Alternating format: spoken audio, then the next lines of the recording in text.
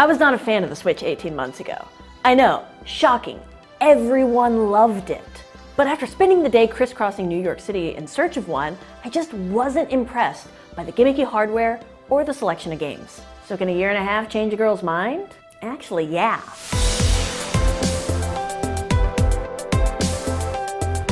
Here's what's changed for me. The most obvious thing is that there are just more games now. Instead of a single masterpiece like Zelda, I now have a wide variety of games available to me, like Octopath Traveler and Super Mario Odyssey. There's also a lot of ports of games I already love, and a nice selection of independent titles that simply aren't available on anything as portable as my Switch. That last bit is key, because there are a lot of games, like Stardew Valley or Dead Cells, that I'm normally stuck playing on my PC or PS4. But because the Switch is designed to be so versatile, I can almost get as good an experience as I can on my Game Boy Advance, which is a lot smaller and easier to hold.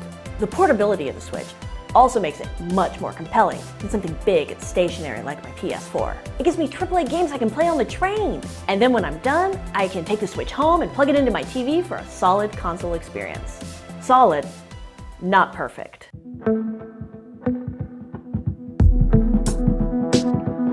The Switch is portable, but not quite as portable as a Game Boy Advance or 3DS. And a lot of games require you removing the Joy-Cons and balancing it on your lap or on a table with this really crummy kickstand. The display also sucks. Sure, I can plug it into a fancy TV, but that picture is lower than anything I'm gonna get on my PS4 Pro or an Xbox One X. The Switch maxes out at 1080p, which is not ideal for a pixel counter such as myself. The Switch display is also really reflective, way more than the Surface Go or the iPad, and you look pretty disgusting in it. And the reflection can also make it a little harder to play outside. It also just feels lower quality than a lot of tablets that go for a similar price. The 6.2-inch display never gets black enough, so it leaves a lot of things looking washed out.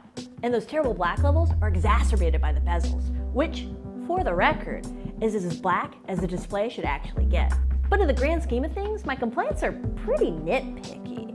They're all compromises the Nintendo Switch makes to be a better gaming device for everyone. That's because it's the rare gaming machine that actually wants to be a portable and a home console at once. I admire the sheer moxie of the Nintendo Switch, and its devotion to innovation makes it really refreshing to me. And for buying just one console right now, the Switch is a great choice. It may make compromises, but the games and game experiences are so good, it's worth it.